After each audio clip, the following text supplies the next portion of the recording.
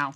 So President Biden's administration, they have said that they have no red lines for the state of Israel and their conduct in this war. Do you have any red lines for Israel?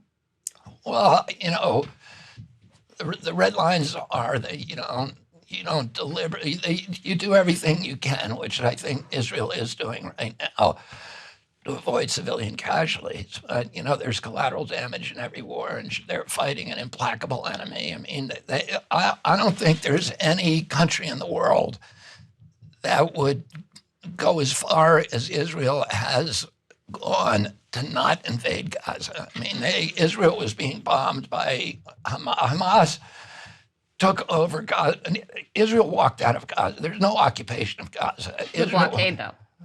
Well, there's a blockade because Hamas declared war on Israel and sent suicide bombers off. So they put up a fence. So it's their, that's like the guy who kills his parents and then throws himself on the mercy of the court because he's an orphan.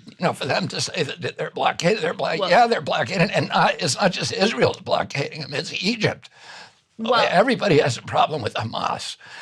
In fact, after the '73 war, after the '67 war, Israel tried to give Hamas back to Egypt, and Egypt didn't want to take it because you mean Gaza. Gaza back to Egypt.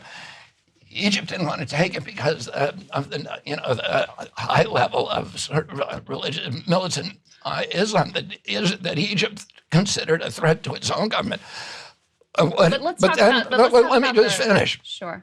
Israel, Hamas took over in 2006. Right. And they immediately started shelling Israel. So they sent on average 2,000 rockets a year on civilian populations. And their charter and their public statements day after day are it's against Islamic law for them to even negotiate with Israel except as a ruse. It says that in their charter. The only satisfaction for them, the only goal, is to annihilate Israel and kill every Jew, not just in Israel, but all around the world. So Israel, instead of going in and attacking, if Mexico elected a communist government and the communist government began sending shells onto civilian populations in San Antonio and Houston and say, we're going to retake Texas, which they have a legitimate claim to, we're going to retake it.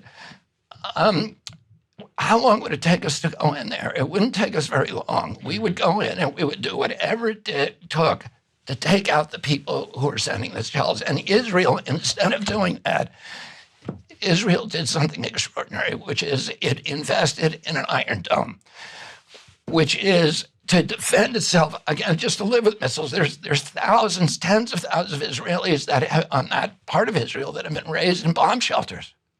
Who would put up with that? There's nobody in the world. No one here is excusing the actions of Hamas, but I think you would agree that one atrocity does not justify another. So how can you, hold on. Hold on.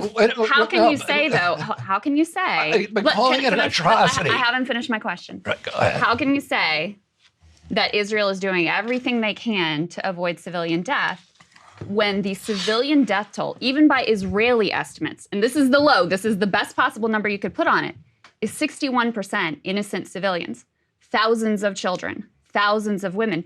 That's worse than the combination of every 20th century conflict combined. So how can you look at that and combine with the complete siege of 2.2 million people and say that they are doing everything they can to protect civilian life? First of all, what you said is not true. We killed 750,000 civilians in Iraq. She's talking percentage-wise. What? She's talking percentage-wise. The percentage of the average kill rate in Afghanistan, Mosul, in those battles, in modern warfare is about 8 or 9 to 1, civilians to military. And you think that's fine? 80% civilian death, you're fine with that? I don't think a single civilian death is fine. Not a single, but when we went into Germany to get out the Nazis, we killed 2 million Germans. We bombed Dresden. Which is why, and actually there's an analysis that just came out that showed the bombing of northern Gaza has been more devastating and more destructive than our bombing of Dresden. I would also say after World War II, that's why we put in place things like the Geneva Conventions, to make sure that we did as much as we could to protect civilian life. So when you say, let me give you a specific report that you can respond to. The Washington Post, we can put this up on the screen, guys. This is the second element. R2. The Washington Post just reported that Israel dropped U.S.-supplied white phosphorus in an attack in Lebanon in a way that is inconsistent with the laws of war, directly impacting a civilian population. Are these, now you might say, look, maybe the report's in dispute, maybe we need to go and investigate, but is this or any other of Israeli conduct in this war, is this something that you think should be investigated for potential violations of international law? Again, if Israel dropped white phosphorus on civilian populations illegally, then they should be prosecuted for war crimes. Yeah. But I don't think there's strong evidence that they've done that, and Israel absolutely denies it. There are legal ways to use white phosphorus because it's used, in war, which is as a concealant. And Israel says that's what it's doing. Here's what Israel has done. Israel has calls people before they bomb them. Nobody else in the world does that. It's made 20,000 live calls. So somebody, an Arab-speaking IDF member, who calls the landlord, they have the telephone numbers of everybody in Gaza. Now, there's a lot of connectivity problems, so they can't always barely cell access right now. Let me finish. They've made 20,000 live calls with people telling, here's what's going to happen, you need to move out. In your neighborhood, on your building. They've sent 1.2 million robocalls. They've sent 1.2 million pamphlets. The pamphlets are color-coded for date and for time, so that you don't see an old pamphlet and say, oh, this won't apply to me. So people know when that building is going to get bombed. And they do something nobody else in the world does, because they invented it, which is they send in roof knockers, which is a projectile that hits the roof 2 hours before they bomb the building, to warn the people in that building to get out because they're going to bomb it. In warning the civilians, they're also warning Hamas. And so it makes it much more difficult. And, the fact there's many, many nations in the world that would just go and flatten the whole place, which Israel could do. It doesn't have to go in there and put IDF soldiers at risk in hand-to-hand combat. This is Hamas has made a stand. They're putting civilians in the way. What is Israel supposed to do? It can't leave Hamas in there. But Bobby, I don't think we should accept that from any state, Israel or any other. And I mean, they have rendered. So hold on. They've rendered Gaza City uninhabitable at this point. And there's been reports documenting that some of the procedures that you're talking about that they used in previous wars, they're not using this time. They've emphasized this attack on quote-unquote power targets, which are things like civilian infrastructure and high-rise apartment buildings, not to get Hamas, but to create a, quote, shock in the civilian population. In addition, as I mentioned before, you have a collective punishment of 2.2 million people who are having their access to water, food, fuel, medicine blocked right now by Israel. This also appears to be in violation of the Geneva Conventions. Do you think that it's acceptable to impose a siege on the entire civilian population in Gaza? If there's a violation, first of all, I don't think that's happening. Let me explain. Second of all, if it violates the Geneva Convention, or if they're deliberately, at any point, anybody is deliberately targeting civilians, they should be prosecuted and they should be jailed and the key should be thrown away. And people say this, but I don't see any proof of that. Right now, that people are deliberately targeting civilians. But the government announced they were doing a complete siege on the 2.2 million. Yeah, okay. You're talking about the siege. The siege. Now, we did for 10 years. We did collective punishment of Iraq. We actually killed. I'm not trying to justify that either here. But why are we just going after the Jews? Why is it only when Israel does it? Let me just finish this right now. Because our tax dollars are going to fund what's going on. And the visuals of these children being killed and losing their parents and the rubble and, the total destruction. This is something our government is backing. I have friends in Gaza. Okay, I have a friend who is a father of 5 kids, and what he's living through right now is horrible. I have many, many Palestinian friends. I've been to West Bank. I've met with the Palestinian leadership. I love the Palestinian people. It's excruciating watching what's happened. But why are we blaming Israel? Why are we blaming they're the ones dropping the bombs? They have with our dollars. They have to get at Hamas. They have to destroy Hamas. And Hamas, unfortunately, built tunnels for themselves, but they did not build bomb shelters for their people. And Israel has told people, move to the south. There's food trucks there. There's medicine there. There's fuel there. But there's not. It's only not there because Hamas told them steals to go to is an area that is the size of LAX airport. It is a desert wasteland. There are no UN flag facilities. In fact, if you ask the Secretary General of the UN, he'll tell you there are no safe places in Gaza. You already have 1.8 million people who have been displaced from their homes. So, at what point do you say, okay, it's enough? Because the other piece of this, even if you say, and I know you're not saying this, but even if you say, I don't care about the Palestinian lives, they got to do what they got to do. It's the cost of war. What are you going to do? There's also a lot of evidence that what they're actually doing is fomenting increasing support for Hamas. Because if you think about it, if you're a kid and your parents get blown up, what kind of politics do you think you're going to have when you grow up? Isn't that going to be tremendously radicalizing and incredibly compromising to the security of Israelis alike?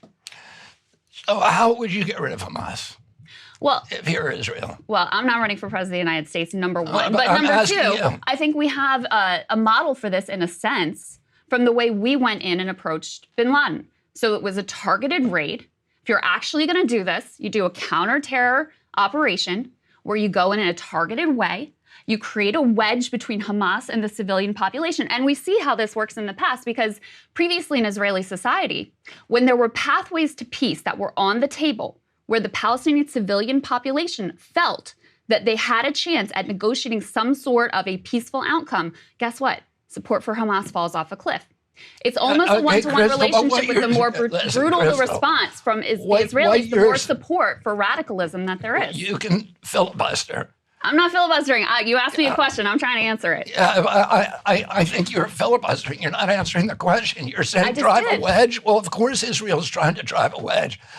By offering some other path that's not terrorism and not violence. What is that path? It's a path to two-state solution or some sort of a just and lasting peace. And the Palestinians not only have rejected that, but Hamas, its whole purpose was the reason that Hamas was able to get all this popular support and take over was because of its opposition to any negotiation. Hamas just came out and said that they support Israel's PLO and recognize Israel's right to exist. On the other hand, you have the ambassador. You have the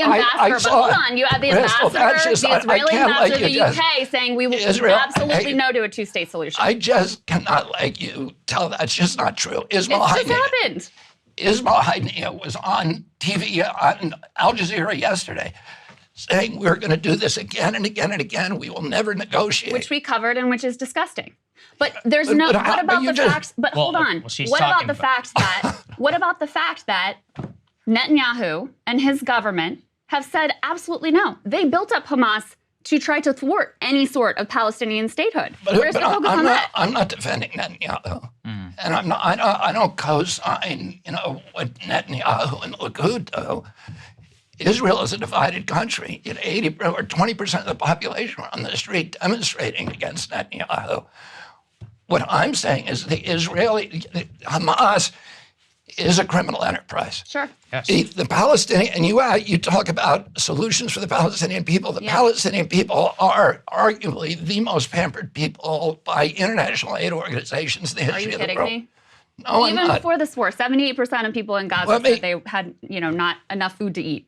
Right. And why is that? Why are you blaming Israel? In part, it's Hamas, and in part, it's the fact that Israel imposed a blockade and talked about putting them on a diet. If your neighbor, first of all, Israel has no obligation. Israel built 3,000 hothouses and gave them for greenhouses. that would have made Gaza completely food self-sufficient, gave it to him as a gift, offered to rebuild the port of Gaza to make it the Singapore of the West. Hamas said, no, we don't want Jew money, we don't want Jew ideas. And what do? The international aid agencies have given Gaza more than 10 times the per capita what we gave to rebuild all of Europe after the Marshall Plan. They've gotten $8,300 per capita, every person in Gaza. We rebuilt Europe with $621 per capita in Europe, and we rebuilt it.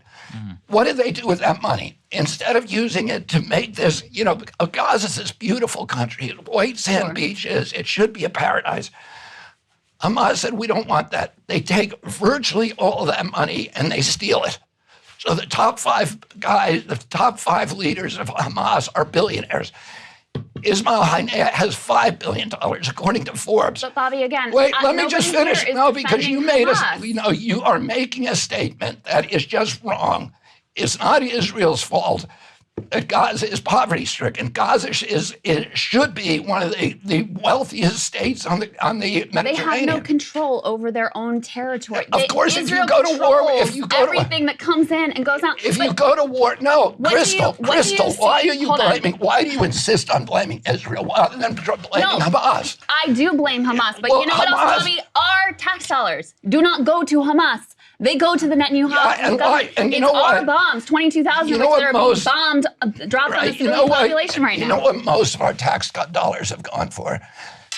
For the Iron Dome, which is a way of not invading Gaza. Our country and Israel for 16 years have expended this huge amount of money to try not to go into Gaza, while Gaza sent 2,000 rockets a year, suicide bombers, and of course Israel's going to buy. How many times has Israel come in and quote-unquote mowed the lawn? They've gone in 5 times, and every time they've signed a peace agreement with Hamas, and every time they violated that peace agreement. Let me just. Israel also has been killing Palestinians in West Bank. But Bobby, hold on. Listen, I want to move forward. If Mexico attacked us and we built a fence, would you blame us for caging in Mexico? Well, I don't know what it is, but everything in your mind is telling you to blame Israel, Bobby, instead of blaming Hamas. Bobby, hold on. Let me just finish because I want to get to the end game. Then Sagar has some questions for you on free speech that I want to make sure we get to, because I think this is important as well. What Netanyahu has said and what he's tasked his senior advisor with. Talk to me about Netanyahu. Let me answer your question. I haven't even asked the question. Let me ask the question. Let me finish answering your last question. Can we put this element up on the screen? Netanyahu has said that he wants to, quote unquote, thin out the population of Gaza to a minimum. There is simultaneously a proposal that is being shopped here in D.C.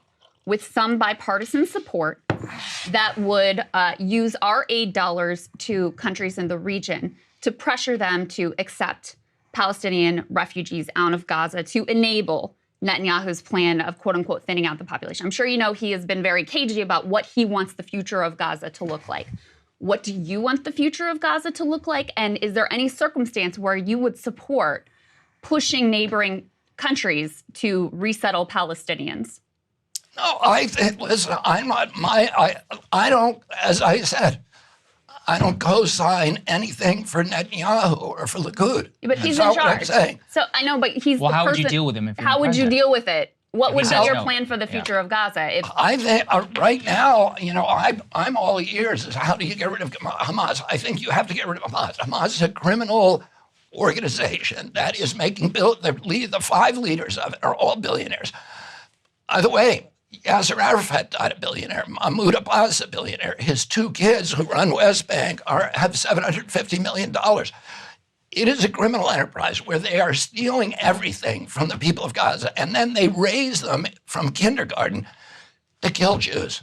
I saw the 43-minute film of the GoPros and the body cams, and the things that I saw on there, the rape, the burning people alive, no matter what happened to you for the rest of your life, no matter how abused you were, no matter how you could never act that way, these kids are being raised as serial killers. They're being raised. Does that make them legitimate targets? Well, the terrorists, yes, They're- right? no, I'm talking you're about talking the about the terror. kids. Does I'm that make talking, them no, legitimate targets? no, that's not what I'm saying, Crystal. What I'm saying is Hamas is oppressing its own people. It's stealing from them and it's turning them into, it's taking away their childhood. Instead of, just distributing this huge amount of money that they've gotten, building a wonderful culture and society and economic prosperity for them. Instead, it has one purpose, which is to annihilate Jews. And kids, their schools are named after Jew killers. Their streets are named after Jew killers. You know, a majority of Palestinians, they are paid bounties to kill Jews. A majority of Palestinians in Gaza support a two-state solution. Well, the polls I've seen right now, I'm all for a two-state solution. Show me how it happens.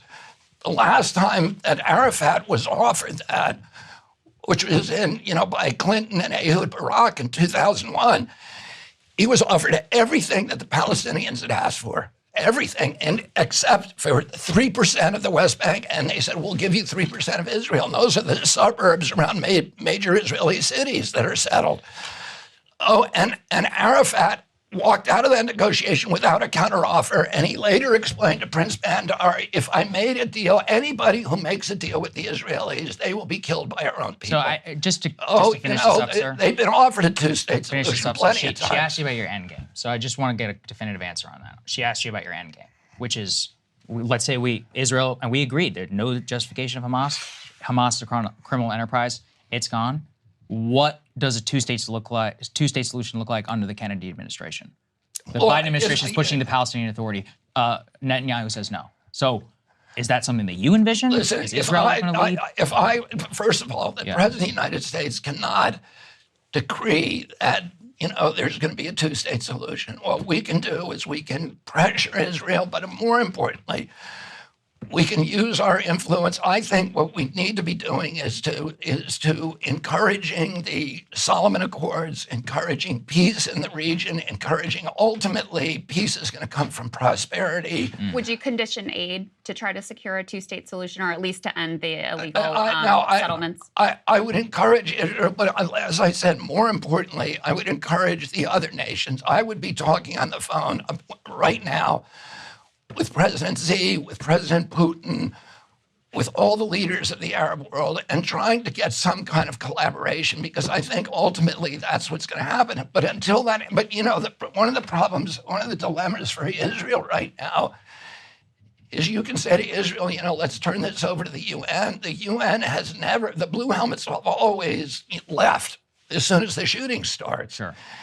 And the UN will not even condemn Hamas. So how is, and then the other Arab states have solidified, have all, expressed solidarity in support of Hamas.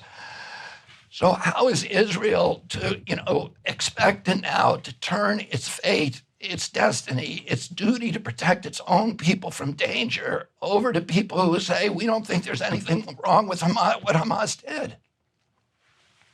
All right, so let's move on to free speech. This is something we want to get into here. So I'm sure you saw the clip. Presidents of MIT, University of Pennsylvania, and Harvard University. There's been a campaign, billionaire Bill Ackman, I believe he actually is a supporter of yours, to try and fire those university presidents. So do you think that they should be fired for their answers in saying that calling for the genocide of Jews does not constitute harassment in a call in and of itself? As a supporter of free speech, I'm curious. Let me ask you something. Sure. Oh.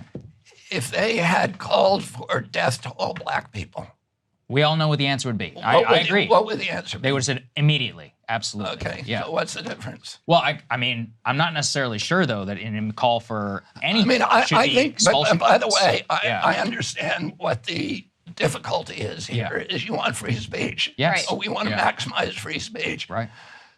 At one point, are there different rules on the college campuses? That there's all these rules now that I don't really understand or ascribe to about keeping people safe from bad information. But when something becomes, when it appears to be inciting violence, which I think you could read, death to all black people or genocide to all Jews, as incitement of violence, I think then that's, that should be discouraged. How do you square that with your free speech absolute? Because there is no like Hitler was right exception to the First Amendment. No, I mean, right? you're right. Yeah. I think I mean, the line that we have right now, if you look at the Supreme Court rulings, is that you can't incite violence. So if words that you use are, if a jury found, yeah, that was inciting violence, that person was inciting violence, then it's no longer protected by the First Amendment. Actually, a bit worried about that. I mean, people have been saying that you're encouraging like mass death for a lot of their comments on vaccines. They certainly would have used that provision against you.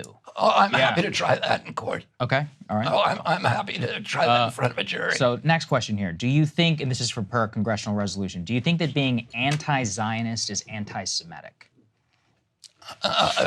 Well, how would you have remember voted? How? So there was a measure of that before Congress. If you were in Congress, how would you have voted on that? Well, what do you define as Zionism? Well, The right for Israel to exist as a no, Jewish state? Well, I think Zionism is a political ideology that predates the state of Israel. Yeah, but it was about having the Jews have their own state. Have a homeland, yes.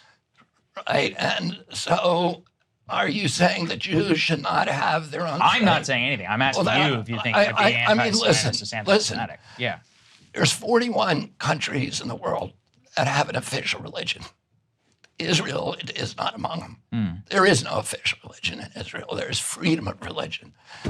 There's 27 Arab states that have official religions. Yes. That, and in fact, rules that require Sharia law, which includes bigoted provisions against Jews. There are many, like the West Bank and Gaza and Jordan, apply the death penalty to anybody who sells land to a Jew.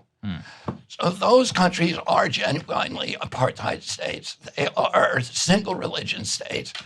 Israel is not one of them. So what you're saying is, the Vatican is a Catholic state. Yeah. England is an Anglican state. My aunt, Kit Kennedy, had to change her religion in order to marry a member of the aristocracy. I remember reading that, yeah. So, there are many states around the world. I think there's 4 Buddhist states, there's 2 Hindu states, there's 27 Muslim states. There are many, many countries that have official religions, but Israel doesn't. But Israel is officially a Jewish state. It's a homeland for Jews. Its original charter reflects the idealism of Zionism. So if you're saying Jews alone should not have their own state, that is, if that's what anti-Zionism is, then I would say that's like George Wallace. But surely, Bobby, Let me just finish. It's like George Wallace saying, I'm a segregationist, but I'm not a racist. But surely, Bobby, you're aware that there's a long tradition of Jews who are opposed to Zionism, who have a critique of Zionism. Not to, there are Christians who are Zionists, there are Jews who are anti-Zionist. So shouldn't there be an ability to critique? What I'm saying, shouldn't there be an ability to critique a political ideology without being, smeared as an anti-Semite? Well, that's why I asked the definition of what Zionism is. If you're saying that what Zionism is, the belief that Jews can have their own state, and you're against that, I would say that's criticizing, Saudi Arabia, which has an Islamic Sharia-based government, does that make you Islamophobic? Or the Islamic Republic of Pakistan? Kashmir, for Iran. example. Yeah. Does that make you Islamophobic? Like Kashmir, if we're going to say... it depends, Kashmir. I suppose. Okay. If you're saying that it's okay for all those other countries to have a religious government, but Israel alone should not have it, then I think, there's something bigoted about that. Governor DeSantis had banned the organization Students for Justice of Palestine on campus. I'm curious, there have been calls, Republican legislators as well, to use the federal government to investigate these types of student groups. Is that something that you would do under Kennedy administration? I don't know what that group is, whether they're advocating violence or whatever, but I think if somebody's advocating violence against Jews, that they should be banned and they should be investigated. If it's just a pro-Palestine group, no, of course not. Okay. They have freedom of speech. What about the anti-BDS law? So there's a number of states that have anti-BDS provisions that basically say that if you're a state employee and you advocate for BDS, that's a fireable offense. for boycott, divest, and sanction, which is it's often it was originally used against apartheid South Africa. It's been adopted, I think, by the social justice left largely in relation to Israel as a result of the settlement policy. Whether we agree or not, this is state laws that are on the books and multiple across the United States. You think those violate the First Amendment? What did the law say exactly? The laws say that if you embrace or advocate for so for example, Abby Martin, you might be familiar with her. She's a prominent political commentator. I guess she's done a lot of work on Gaza as well. She successfully challenged one of these laws in the state of Georgia because she's an advocate of BDS, and they wanted to make what her. What does the law say? Well, the law says you cannot be paid by the state, and you cannot be. Go ahead, Crystal. So in her instance, she was invited to speak to a public university in Georgia, and as a condition of her speaking gig, she was had to sign a pledge saying that she would not participate in the boycott, divestment, and sanction movement. She successfully challenged that in court on First Amendment grounds. In Texas, they have a lot of states have these laws that say, if you're going to be an employee of the state, you have to sign this pledge that you won't boycott the state of Israel, sort Teachers of alone in among nations. So you're able to boycott the U.S. or your own government, but not the Israeli government. Yeah, I mean, my feeling about that is that if you're doing it on your own time and not representing the state, that it's a free speech issue. Mm-hmm. And you ought to listen. I was, support the right of the Nazis to march in Skokie, Illinois. Yeah, I think we all should. I think, that the remedy for bad speech, for hate speech, for unpleasant speech is not censorship, it's more speech. Right. Let me ask you a more political question. So something I know you tweeted about this, we highlighted here on our show. I actually think you tweeted out the clip of us talking about it, about you leading amongst voters under the age of 45, specifically young voters, probably one of the most popular candidates amongst that group. At the same time, we've seen a significant uptick, I think, in pro-Palestinian sentiment. You could say that amongst people who are young. You can co-sign that for a variety of reasons. It could be TikTok, could be anything. So I'm curious politically. I can see emotionally you're very animated about the Israel issue. How do you plan to win those people over when, from what we can see, at least right now on the polling, there's a little bit of distance in the way that they think about the conflict and in the way that you're talking about the conflict? Yeah, I mean, people are going to vote for who they want to vote for, and some people are going to be single-issue voters, and I'll lose some of those. I mean, I can't do anything except be true to my own heart and do what I if somebody has a argument with me and convinces me that I'm wrong about something, and I'm going to change my mind if you show me facts that that demonstrate I'm wrong. I'm going to listen to everybody. Yes. I just listened to Crystal pile it on me, right? Yeah. But, this is what we should be doing. we agree. This is your third round here. You know what you're getting into. I mean, we should have open, spirited, congenial, respectful debate. Uh-huh. And about this stuff. And if people don't like where I end up on things, and, I'm going to tell you why I end up. I'm going to show you that I've been thoughtful about it, that I'm not, I'm not acting in a knee-jerk way or a political way. I'm not doing anything from ideology. I'm free of that. But I may still end up in a different place than you. And in that case, you have your choice about whether you want the whole package. Okay. Which is somebody who I'm going to fight harder with this generation, the people who are between 20 and 35, I'm narrowly focused on making sure they can get in homes, that they can, have a decent economy, that the American dream is real for them. Mm-hmm. And I'm going to work every day in my presidency on that. And I may fall on different plays. There's people who support the Ukraine war, which I'm, as you know, adamantly against. Yes, you have been. And but they also support me. There's people who support.